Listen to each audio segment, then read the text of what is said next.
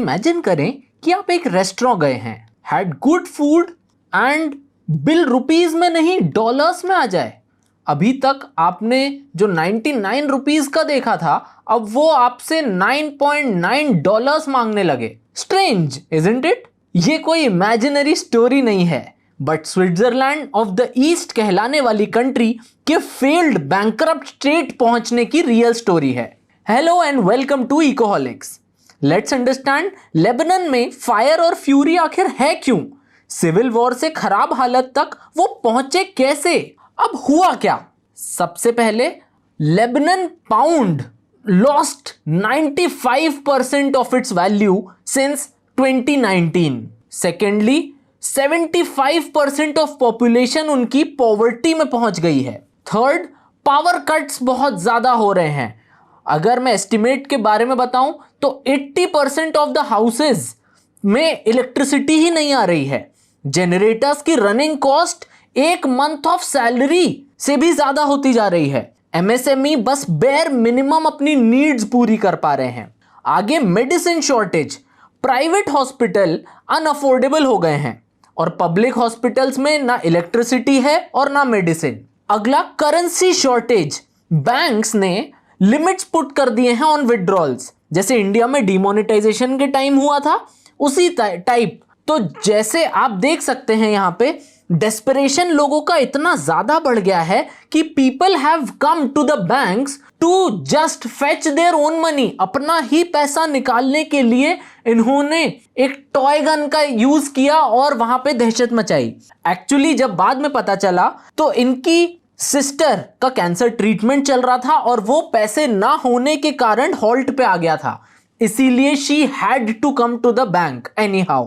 अगला स्ट्राइक्स चल रही हैं। ऑब्वियसली जब इतनी महंगाई आ जाएगी और इतनी हालत खराब रहेगी तो पब्लिक स्कूल टीचर्स और टेलीकॉम वर्कर्स की सैलरीज, जो गैसोलीन जो उनको कम्यूटेशन में यूज होता है, बेयरली बस उसका चार्ज कंप्लीट कर पा रहे हैं वो अपनी मंथली सैलरी से। अब हुआ क्यों, ये जानना बहुत इंपॉर्टेंट हो जाता है इकोनॉमिस्ट के कोई भी टॉपिक्स में। तो सबसे पहले हमने देखना चाहिए कि लेबनान एक रेमिटेंस डिपेंडेंट नेशन रहा है। मेजरली मिडिल ईस्ट या अरब वर्ल्ड से इन्हें रेमिटेंस मिलता आया है। अगर वहां पे पॉलिटिकल इंस्टेबिलिटी हुई तो क्राइसिस यहां हो गई। अरब स्प्रिंग जब हुआ तो शिया इन्फ्लुएंस की वजह से Sunni countries have stopped funding to Lebanon, और जो कंट्री ऑलरेडी ही फंडिंग या रेमिटेंसेस पे डिपेंड करता है तो उसकी हालत खराब होना तय है। अब central bank issues, firstly financial engineering policy. इसमें यह हुआ है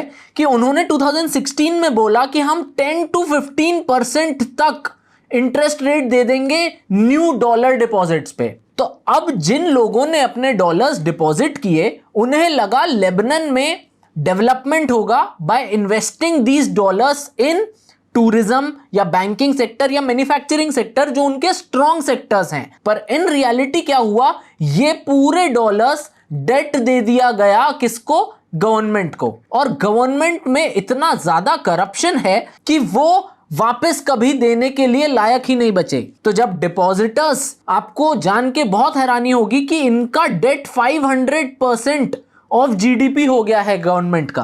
तो ऑल्दो अभी की बात नहीं है, सिविल वॉर जो अभी हो रहा है उसके पहले भी डेट काफी था, पर अब पॉन्जी स्कीम टाइप का सिनेरियो हो गया है कि डेट चुकाने के लिए इन्हें और डेट लेना पड़ रहा है। तो डेट डिपेंडेंट हो गई है इनकी इकोनॉमी। अगला आर्टिफिशियल पेगिंग। इसका मतलब अगेंस्ट डॉलर्स लेबनीज पाउंड्स अपने आप को स्टेबलाइज करने के लिए ज्यादा करेंसी प्रिंट करने लगता था, और हमें पता है कि जब हम ज्यादा करेंसी प्रिंट करते हैं तो इकोनॉमी पे एडवर्स इफेक्ट्स आते हैं। Next is corruption.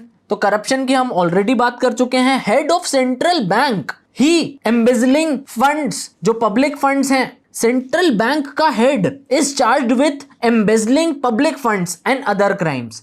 तो आप देखिए करप्शन का कितना बुरा हाल है। इंपोर्ट डिपेंडेंसी की हम बात कर चुके हैं कि फूड और फ्यूल जैसी बेसिक नेसेसिटी भी इन्हें इंपोर्ट करनी पड़ती थी। तो क्या होता था कि इन्हें इंपोर्ट्स पे टैक्स बढ़ाना पड़ा, ट्रिपल कर दिया इन्होंने इंपोर्ट्स को कम करने के लिए। पर इससे क्या हुआ, इन्फ्लेशन भी बढ़ गया। अभी का इन्फ्लेशन की बात करें तो इट इज क्लोज टू 124%। अगला डेट डिपेंडेंस देखें तो इंटरेस्ट पेमेंट, सिर्फ इंटरेस्ट पेमेंट इनका 50% ऑफ बजट खा लेता है।